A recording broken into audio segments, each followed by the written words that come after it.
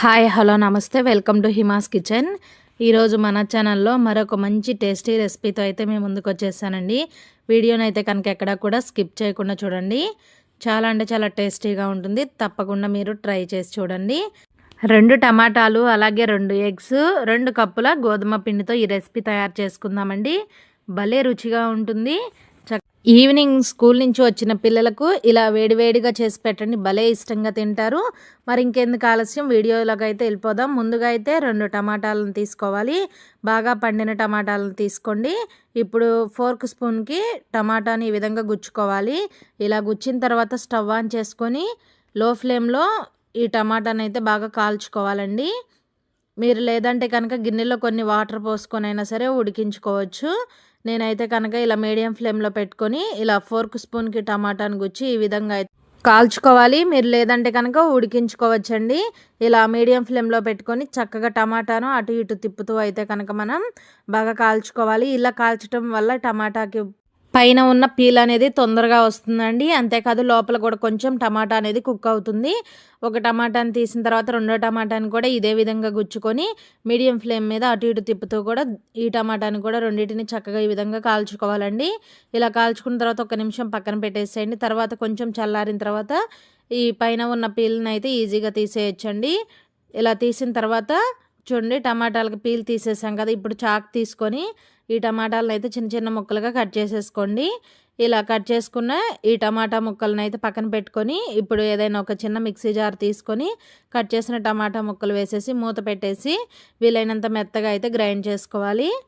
చూడండి, ఈ విధంగా గ్రైండ్ చేసిన తర్వాత ఇలా గ్రైండ్ చేసిన ఈ టమాటా ప్యూరీని ఏదైనా ఒక మిక్సింగ్ బౌల్లో వేసుకోండి. తర్వాత 2 కప్పుల వరకు గోధుమ పిండి, తర్వాత రుచికి సరిపడా సాల్ట్ వేసుకోండి. వేసుకున్న తర్వాత మొత్తం కూడా బాగా కలుపుకోవాలి. ఇంక ఇందులో మనం ఎటువంటి వాటర్ వేయాల్సిన అవసరం ఉండదండి. ఈ టమాటా మిశ్రమంతో మనకి పిండి అనేది చక్కగా కలుస్తుంది. మీడియం సైజులో ఉన్న 2 టమాటాలు తీసుకుంటే చక్కగా 2 కప్పుల గోధుమ పిండి అయితే మనకి కరెక్ట్గా సరిపోతుందండి. ఇలా చపాతీ పిండిలాగా బాగా సాఫ్ట్గా అయితే ఈ విధంగా కలుపుకోవాలి. ఈ విధంగా కలుపుకున్న తర్వాత పైనుంచి ఒక 1/2 టేబుల్ స్పూన్ వరకు ఆయిల్ వేసేసి మొత్తం పిండి అంతా అప్లై చేసేయండి. ఇలా ఆయిల్ అప్లై చేయడం వల్ల పిండి అనేది ఆరిపోకుండా ఉంటుంది. ఇలా అంతా కూడా అప్లై చేసేసి మూత పెట్టి మీకు టైం ఉంటే ఒక అరగంట పక్కన పెట్టుకోండి. టైం లేదంటే కనీసం ఒక 15 నిమిషాలు అయినా సరే పిండి అనేది నానాలండి. అప్పుడే మనకి టేస్టీగా ఉంటుంది రెసిపీ అయితే. నేనైతే కనుక ఇక్కడ ఒక అరగంట అయితే పక్కన పెట్టేశాను. అరగంట తర్వాత పిండిని మళ్ళీ మరొకసారి బాగా కలుపుకొని ఇలా చిన్న చిన్న బాల్స్ లాగా అయితే చేసుకోవాలండి.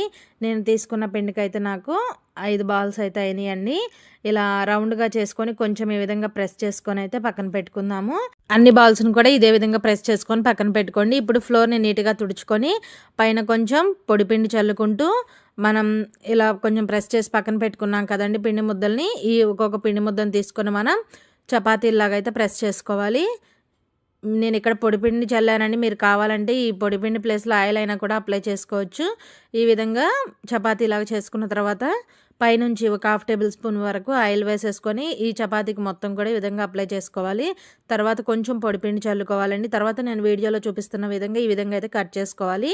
అటు ఇటు కట్ చేసుకోండి, మధ్యలో దాకా కట్ చేయకూడదు. అటు ఎడ్జెస్ ఇటు ఎడ్జెస్ కట్ చేసుకొని మధ్యలో కొంచెం గ్యాప్ ఉంచేసి నేను ఇలా వీడియోలో చూపిస్తున్న విధంగా అయితే వీటిని మడత పెట్టుకోవాలి. ఇప్పుడు మరొక కొంచెం పొడిపిండి చల్లుకొని చపాతీలాగా అయితే రుద్దుకోవాలండి. ఇప్పుడు చేసుకునే చపాతీ అనేది పలచగా అయితే మనం రుద్దుకోవాలండి. మందంగా ఉందనుకోండి అంత టేస్టీగా ఉండదు. కాబట్టి చూడండి, వీడియోలో చూపిస్తున్న విధంగా ఈ విధంగా పలచగా ఒత్తుకున్న తర్వాత ఒక ప్లేట్లో పెట్టేసుకోండి. అలాగే ఇంకొక పిండి ముద్దను తీసుకొని ఇదే విధంగా అయితే ముందు కొంచెం మందంగా చేసినా పర్వాలేదండి. రెండోసారి చేసేటప్పుడు మాత్రం పలుచగా ఉండేలాగా చూసుకోండి. ఇలా చపాతీని ఒత్తుకున్న తర్వాత ఇలా పైనుంచి ఆయిల్ అలాగే పొడిపిండి వేయడం మాత్రం అసలు మర్చిపోవద్దు.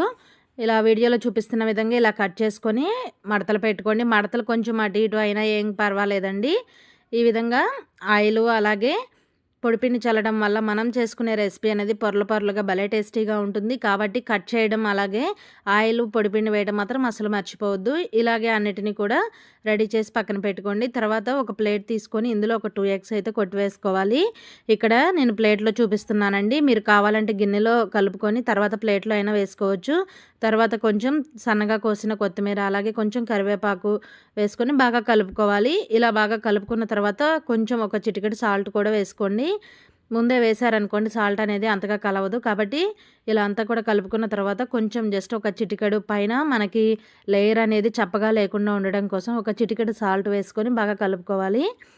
ఈ సాల్ట్ కూడా కలిసే విధంగా కలుపుకోవాలి. తర్వాత మనం చేసుకున్న ఈ చపాతీలు ఉన్నాయి కదండి, వాటిని ఈ ఎగ్ మిశ్రమంలో అయితే డిప్ చేసుకోవాలండి.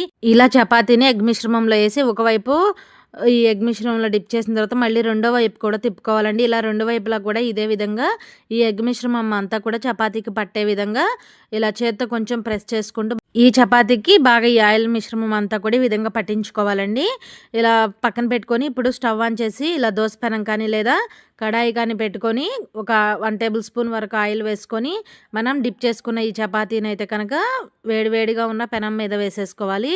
అలాగే పైనుంచి కొంచెం కొత్తిమీర తరుము కూడా వేసుకోండి. టేస్ట్ అనేది చాలా బాగుంటుంది. అంతే కదండి, చూడటానికి కూడా మంచి కలర్ఫుల్గా ఉంటుంది.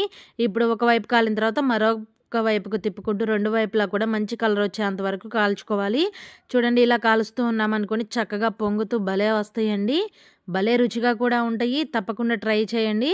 చూడండి, బెలూన్ లాగా భలే పొంగుతూ ఉంటాయి. తప్పకుండా మీరు ట్రై చేసి చూడండి. ఈవినింగ్ స్కూల్ నుంచి వచ్చిన పిల్లలకి ఇలా చేసి పెట్టండి. మార్నింగ్ బ్రేక్ఫాస్ట్కైనా లేదా లంచ్ బాక్స్లోకైనా కూడా భలే టేస్టీగా ఉంటాయి. ఇదే విధంగా అన్ని చపాతీలను కూడా ఎగ్ మిశ్రమంలో డిప్ చేసుకొని ఆయిల్ వేసుకొని ఇలా రెండు వైపులా తిప్పుతూ మంచిగా కలర్ వచ్చేంత వరకు కాల్చుకోవటమేనండి. పొరలు పొరలుగా భలే ఉంటాయి. మనం ఆయిల్ అప్లై చేసాం, అలాగే పొడిపిండి చల్లాం కాబట్టి ఈ విధంగా పొరలు పొరలుగా వస్తాయండి. వీడియో నచ్చితే కనుక లైక్ చేయడం అస్సలు మర్చిపోవద్దు. మీరు ఒక చిన్న లైక్ చేయడం వల్ల ఈ వీడియో అయితే కొంతమందికి రీచ్ అవ్వడానికి హెల్ప్ అవుతుంది. కాబట్టి లైక్ చేయడం అస్సలు మర్చిపోవద్దు. అలాగే మన ఛానల్లో మరెన్నో మంచి మంచి టేస్టీ రెసిపీస్ ఉన్నాయండి. మీకు వీలున్నప్పుడు అలాగే టైం కుదిరినప్పుడు ఆ వీడియోస్ని కూడా చూడండి. మరెన్నో ఇంట్రెస్టింగ్ వీడియోస్ కోసం మన ఛానల్ని అయితే వెంటనే సబ్స్క్రైబ్ చేయండి. Thanks for watching video.